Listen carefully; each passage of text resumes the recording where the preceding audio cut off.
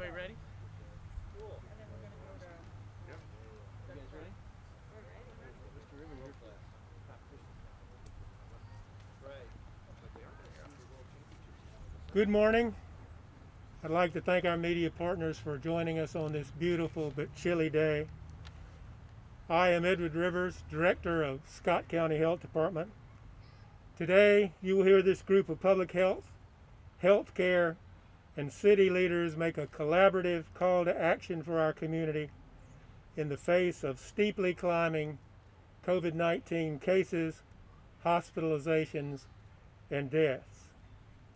From the beginning of the pandemic, we have had two goals for our community: to slow the spread of COVID-19 and to prevent overwhelming the capability of our healthcare system. We are nearing a critical inflection point after which our healthcare system may not be able to adequately respond to the demands placed upon it. As COVID-19 cases continue to rise, the flu season is beginning. This will increase the demands on our healthcare system and further challenge our community. We have attempted to slow the spread of COVID-19 by encouraging social distancing and the wearing of face coverings, but these prevention measures are not being practiced by all members of our community. We must do more.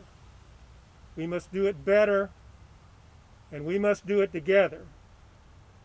Public health is joined in this call to action by our healthcare partners and elected officials representing the residents of our community. Our participants will be speaking on behalf of the QC COVID-19 Coalition. They are Doug Cropper, President and CEO of Genesys Health System; Robert Erickson, President and CEO of UnityPoint Health Trinity, is unable to join us today, but has provided a statement to be read on his behalf. Mayor Mike Matson of the City of Davenport, Mayor Stephanie Acri, the City of Moline, and Janet Hill, Chief Operating Officer of the Rock Island County Health Department. We will first hear from Doug Cropper with Genesys Health System.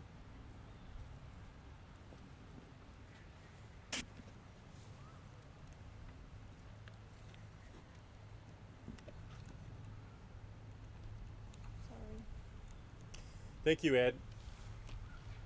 Three trends concern us at Genesys Health System. The first trend is rising hospitalizations. Over the past 2 weeks, our daily inpatient COVID-19 census has gone from the teens per day to the 20s to the mid to high 30s this week. These are the highest numbers of COVID-19 census so far since the pandemic began at Genesys. The second concerning trend is the positivity rate for symptomatic patients. We consider 10% to be a red light. 10% of the COVID tests coming back positive for symptomatic patients. The 7-day average is 12%.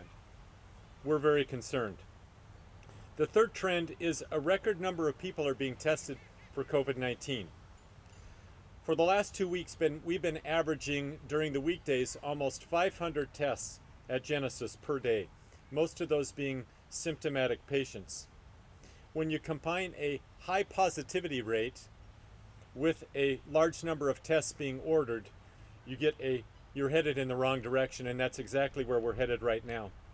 About 15% of the positive patients become hospitalized, and a certain percentage of those need ICU care for a long period of time.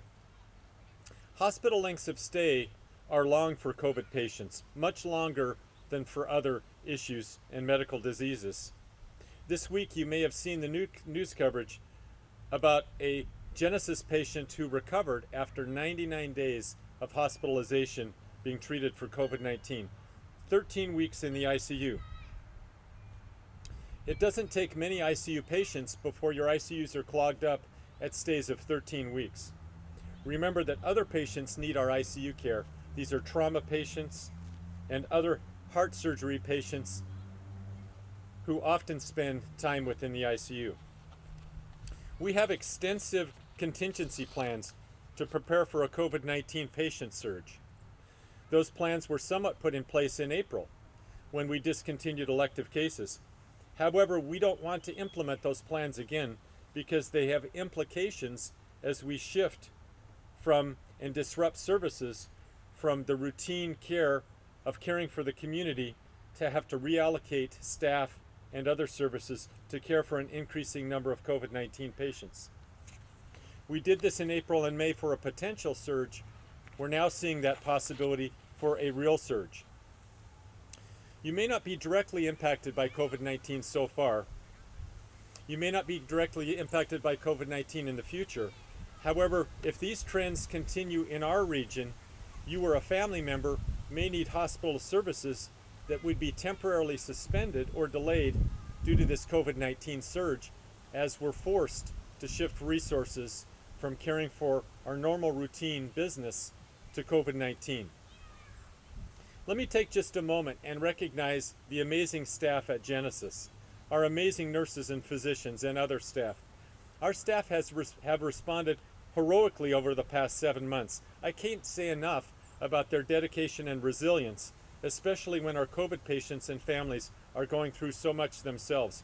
We have amazing, compassionate, caring, dedicated nurses, doctors, and other staff. However, this rise in COVID-19 patients in October is straining our staff and frankly wearing them out. This is a marathon for them and not a sprint. And we need to be prepared for maybe even 6 to 9 more months of taking care of COVID-19 patients before we reach herd immunity. So we need your help from the public. We need your help. Until there's an effective, safe vaccine, the best we can do is prevent the spread of COVID-19. And the way we can do that is to wear a mask in public, to socially distance, to wash our hands, and avoid risky behavior of gathering without wearing a mask and social distancing.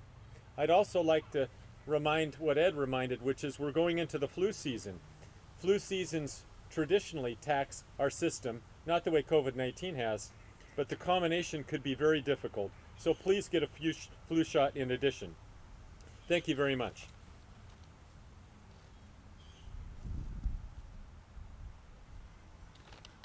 Thank you all for coming, ladies and gentlemen. I'd like to take a second and recognize some of my fellow mayors and elected officials and county chairs. So to my right, we have Mr. Blunt, County Chair of Rock Island, Mayor Tomes from the Mayor of Rock Island, of course Mayor Acri will speak in a second, Mayor Gallagher from Bettendorf, and County Chair Tony Kenobi from Scott County, and Dave Donovan over to I think the left from our Director for EMA. So thank you all for being here with all of us. So ladies and gentlemen, it's been basically 7 months since the first cases of COVID-19 showed up in our region.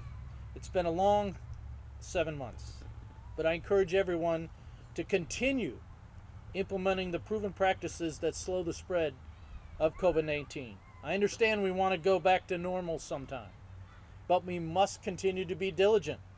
Our friends and neighbors and their lives depend on us doing our part. It's easy to think that COVID-19 will not impact you if it hasn't already. But as community spread continues and grows, it will impact you. We all have the responsibility to our friends, neighbors, and our community at large to keep each other safe. The choices we make as individuals impact the health of our community. Please wear a mask, especially when you're out in public. Continue to social distance and not gather in large groups. And of course, wash your hands. Large gatherings don't just include social situations in places such as bars and restaurants, but also things as large as huge family gatherings. As we head into the cold and flu season, this will be more important than ever. As we ask everybody to social distance, but as the weather changes, we go inside. So please follow these proven practices. This will allow us to keep our schools and businesses open. Consider this, as I like to say, being an old military person, this is a big warning order. We need to reset our compass.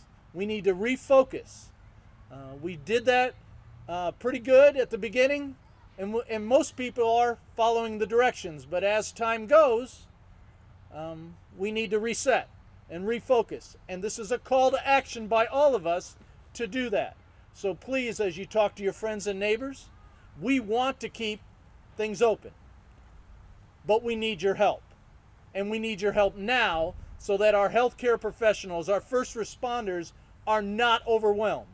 We want to be able to provide health services to everyone, and as you heard Mr. Cropper, that could be impacted if the cases continue to rise.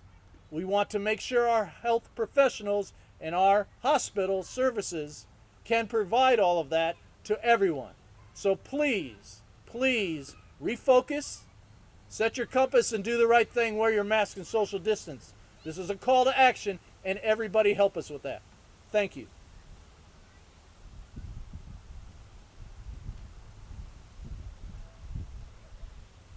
This is a statement from UnityPoint Health Trinity's President and CEO, Robert J. Erickson. UnityPoint Health Trinity continues to monitor the ongoing shortage of intensive care beds throughout our EMA regions in Iowa and Illinois. We continue to experience elevated COVID-19 inpatient numbers as well as other intensely sick members of our community. As all hospitals are facing the same challenges, transferring patients to other facilities for care is a growing concern for all of us as we activate our surge plans to accommodate the needs of our patients safely. As healthcare providers, we are doing everything we can to ensure we have the resources necessary to serve our communities, but we need the community's help. We urge you to do your part in slowing the spread of COVID-19. COVID-19 is not going away anytime soon, and when you protect yourselves and others, you are literally saving lives while helping us and other healthcare systems provide care for COVID-19 patients as well as all patients who need it. Please social distance, wash your hands, wear a mask around others, and avoid large gatherings. This is a winnable fight, but we all need to do our part, and we will all make it through this together.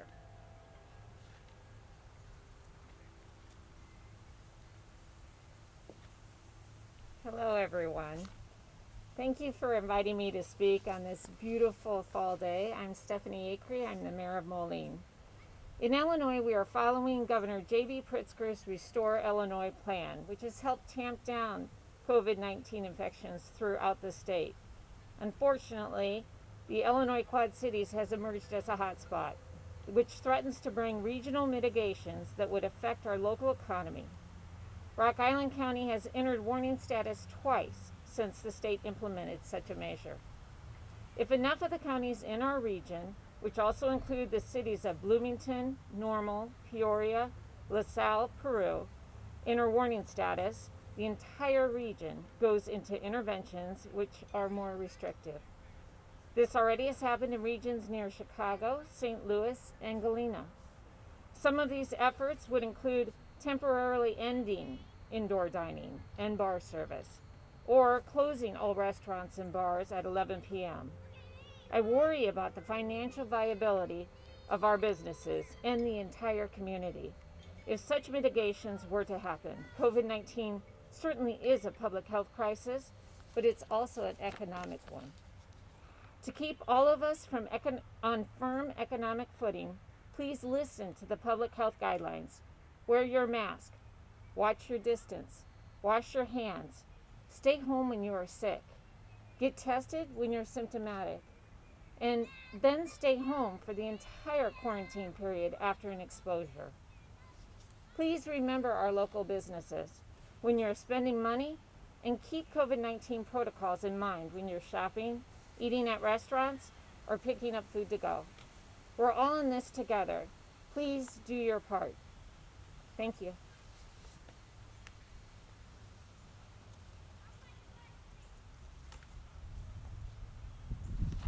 Hi, I'm Janet Hill of the Rock Island County Health Department. On behalf of the Quad Cities COVID-19 Coalition, we appreciate all of your coming here. As the speaker said, we stand here at a critical juncture. We are teetering on the brink of overwhelming our healthcare system even before the flu season really gets going. You heard about how the hospital systems are working to meet the community's need, even as COVID-19 hospitalizations are rising. COVID has stressed our personal, business, and community financial resources, possibly for years. You control where we go from here. Each of us owe it to each other and our community to listen to public health guidance.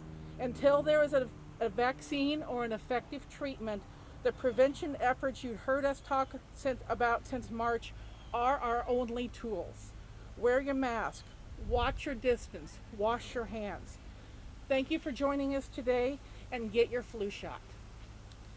We will now take questions from any of, if you have a question, please ask the specific speaker and raise your hand so we can make this go as smoothly as possible. If you have a specific medical question, the medical director of the Genesys Health System, Dr. Anderson, is here to answer those. Tom. This message is for, thank you, this message is for Genesys and whoever wants to answer it. Okay. Okay. When people are released after COVID, after being treated for COVID-19, are they retested again? In other words, Yeah, they're tested during the hospitalization, and you know the tests are negative essentially before they go home because COVID's run its course. But there's a difference between being positive and recovering from the damage that COVID does. So, okay. yeah. And what do you mean by that? Okay. Well, it's whether it's cardiovascular complications or pulmonary complications. This is, as I talk with the physicians, this is one of the most difficult diseases for them to treat and for people to recover from that have a bad case because it just ravages the body. Thank you. Actually, Dr. Anderson could make this. Okay. I was just told that Dr. Anderson was unable to come today. Do we have any other questions? In terms of, in terms of emergency rooms, do you know if people are going into emergency rooms with COVID symptoms, are they isolated in general in hospitals? What's the protocol there? So the question was, when people go into the emergency room, what are the isolation protocols at the facility? Right, thank you. Yeah, everyone when they come in is screened and triaged and then put into a private room. So that's the isolation. So we work to both protect them and protect the staff that interact with them. And most of our people, however, are not coming into the emergency room with COVID. They're seeing our primary care physicians, going into our urgent cares, calling their doctor when they have symptoms. Actually, the emergency rooms are still running only at anywhere from 80 to 85% of normal volume. Their volume's still down. One of the things that we're very concerned about is that emergencies are not being handled, or situations that are medical emergencies are not being handled as quickly as they should be. And people are generally, let's say they're having a heart attack or a stroke, they're coming in sicker than normal because they're waiting too long to come into the emergency department because they feel like the emergency departments are full of COVID patients, which is not true. Thank you. Yes. I'm not sure I've seen all of you guys in the same area in a long time, so this appears to be very serious. How long do we have? Is it days, weeks before we're overwhelmed locally? Would you? How the question was, how long before we are overwhelmed locally? Okay. So overwhelm's a strong term. I probably wouldn't use the term overwhelm. There's layers of response. And what we're seeing right now is our ability to handle what's coming to us is being really taxed significantly because essentially, and you heard me quote the numbers, our volumes of positive patients on a daily basis are triple what they were 4 weeks or 6 weeks ago. Our safety valve is being able to transfer patients to the University of Iowa or OSF, whether it's Genesys or Trinity. And we're constantly collaborating and comparing with each other on a local basis, but we have a safety valve. If those safety valves aren't available, we have to start to increase capacity ourselves And that's when you run into very negative consequences for having to stop elective surgeries and procedures for the community because we have to redirect resources. So we're dependent, to go back to your question, we're dependent on what happens in other communities in Iowa and in other communities in Illinois. OSF is a big referral center, quaternary tertiary referral center for a whole big region, and so is the University of Iowa. So this ends up actually being a state thing. That's why Dr. Acri, or Mayor Acri talked about that. And you know, we have to be in this all together, both in the states and within our region. So that's what we're concerned about. It's the trend. The trend is going the wrong direction. Okay? That's the problem. So the state of Iowa has saw a record number of hospitalizations over the past 24 hours. It was 66, I believe. Can anybody speak to how, like, what that number is locally, and how that's impacting hospitals here locally on the Iowa side?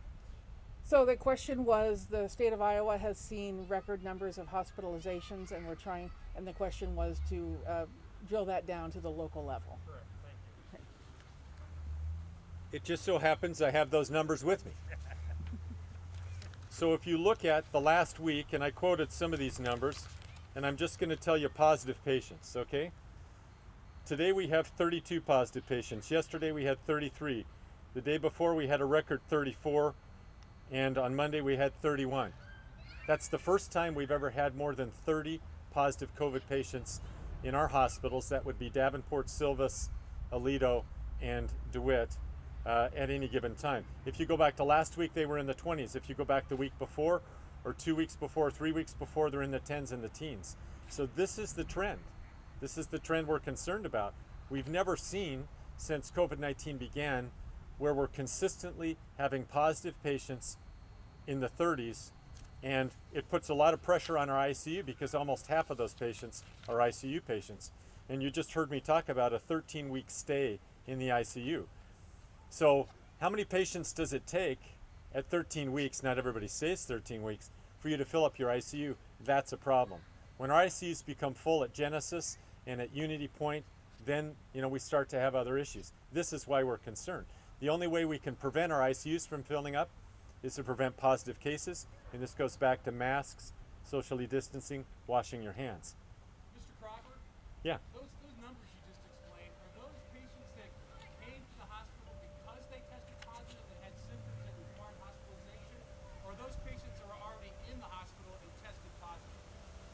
No, what happens with patients, when someone tests positive, unless they're very, very sick, they're asked to quarantine themselves and stay home. If they get sick enough, then they're brought into the hospital. And these are patients then who would have likely have been home, unless when they tested they were very sick, and then get very sick, and some of them need ICU care. We track all the cases within Genesys. There's 338 patients we've taken care of so far, 2,400 positive tests that we've seen. These are not people that are contracting COVID-19 in the hospital or because of hospital contact. In fact, we do contact tracing. We know of no employee and no patient that's contracted COVID-19. These are people that have been positive and then have come in because of their illness, their symptoms.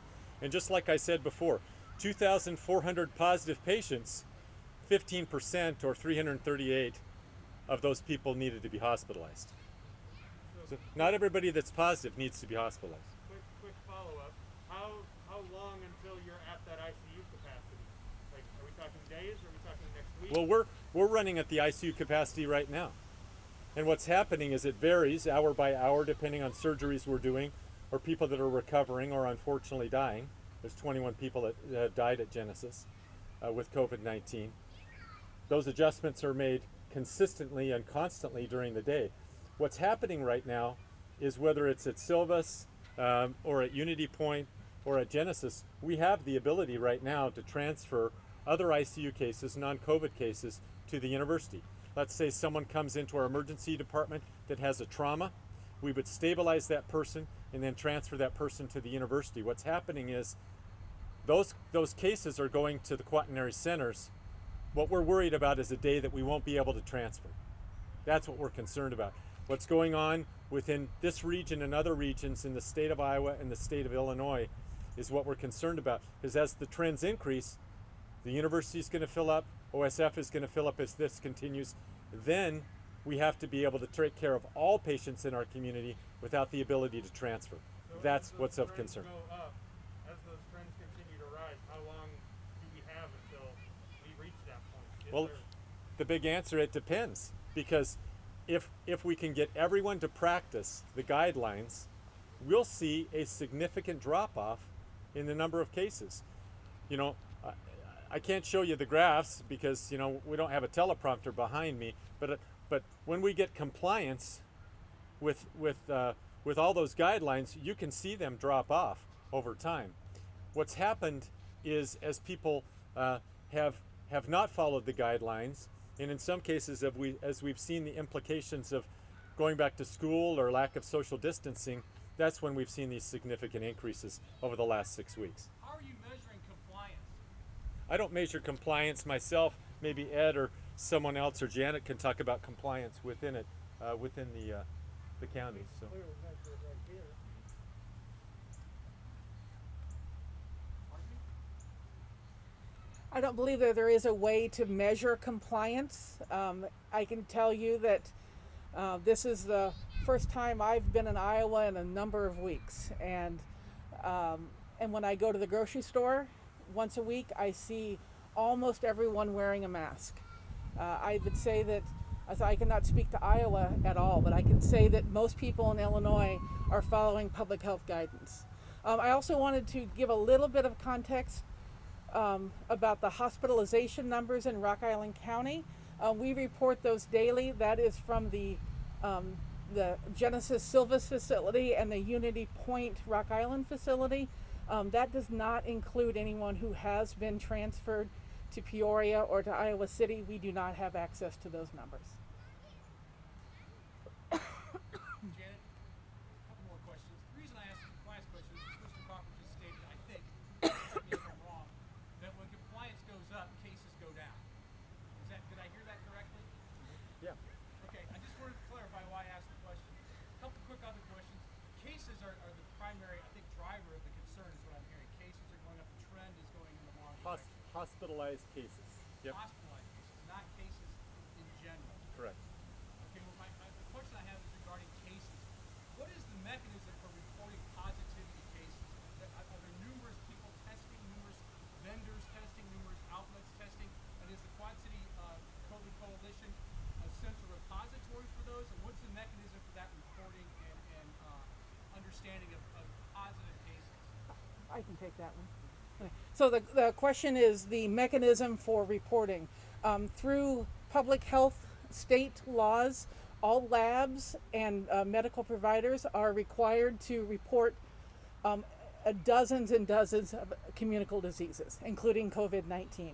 So they come to the local health departments, and then once a test has been given and a positive comes in, it comes to the local health departments to do contact tracing, and then the local health departments, through their disease reporting system, it's reported to the state and then on to the CDC. The reason I'm asking the question is, what does a positive case denote exactly? It's What has been measured? What has been found through that mechanism? Would you like to? It's the presence. You know, the test is an RNA test, so it's the presence of RNA within the body, and the RNA is specific to COVID-19. It's my understanding that the recommendation for testing with RNA is 39 cycles of the matter being reproduced, and how many cycles are our testers ramping up to? I can't answer that. I'm not a medical doctor, nor I am over the lab. I just know that we have very accurate testing within Genesys Health System. We have 3 specific machines that are specific to COVID-19, and we're doing hundreds and hundreds of tests with great accuracy. I think the statement that I would make, and you know, unfortunately, we live in a time that's very polarized when this has become very political. I want you to understand where we're coming from, and I think where the mayors are coming from. We're asking for the community's help. Genesys Health System and UnityPoint Health System exist to care for the community. We're telling you that our ability to care for you during this public pandemic crisis is being challenged. Now, I spend a lot of time on the floors talking with doctors and nurses. I've worked in healthcare for 39 years. I've seen a lot. I talk with ICU nurses and medical unit nurses almost every day that care for COVID patients day in and day out. Some of them working 16-hour shifts, some of them working 12-hour shifts, some of them are working 8-hour shifts.